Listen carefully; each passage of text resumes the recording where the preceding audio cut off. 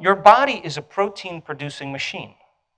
Muscle cells make muscle proteins called actin and myosin. Skin cells make skin proteins called collagen and elastin. Your immune cells make immune proteins called antibodies. Your thyroid cells make thyroid proteins called thyroxin. Your eye cells make eye proteins called chorantin. And proteins are responsible for the structure and function of your body. Now, in order for your body to make a protein, a gene has to be regulated or signaled. You still with me? Yeah. So when they mapped the human genome, they said, well, the body is made up of 100 proteins, and it takes about 40,000 proteins to make these 100,000 proteins.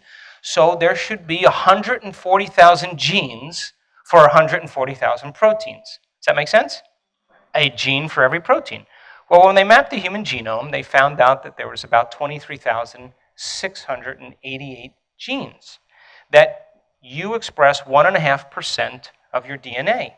Out of that 1.5% of your DNA that you express, you're about 98% chimpanzee, 70% rat, some more than others, but 70%. And that genes are like Christmas tree lights. They turn on and off. And that in one gene in your body, there can be 35,000 different expressions of that gene. So all of a sudden now it's combinations of how genes work, and that genes don't create disease. Less than 5% of the people on the planet are born with a genetic condition. The other 95% comes from lifestyle, behaviors, and choices.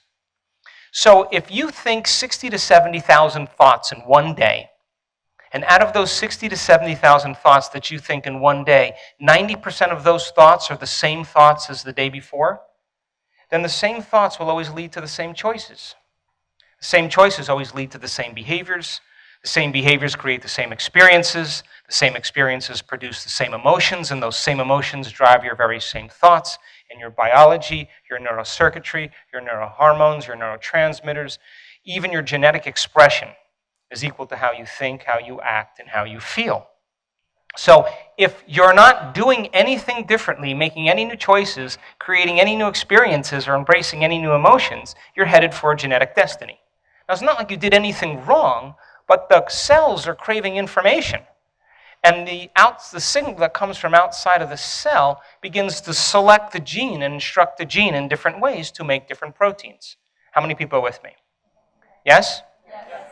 So then, if we're thinking certain thoughts, and those thoughts turn on a set of circuits in your brain to produce a level of mind, and another part of the brain begins to make a chemical for you to begin to feel the way you were just thinking, the moment you feel just the way you think, you begin to think the way you feel, which makes more chemicals for you to feel the way you think and think the way you feel. And the redundancy of this cycle of thinking and feeling conditions the body to become the mind.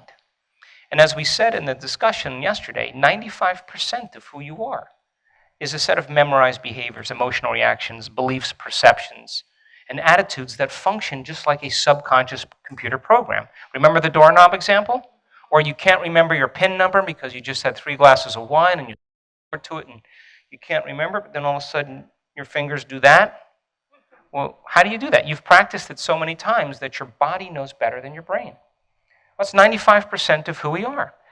And so as we think and feel in certain cycles over time, it's the same emotional states that keep sending the same signal to the cell, and the cell is headed for a genetic destiny.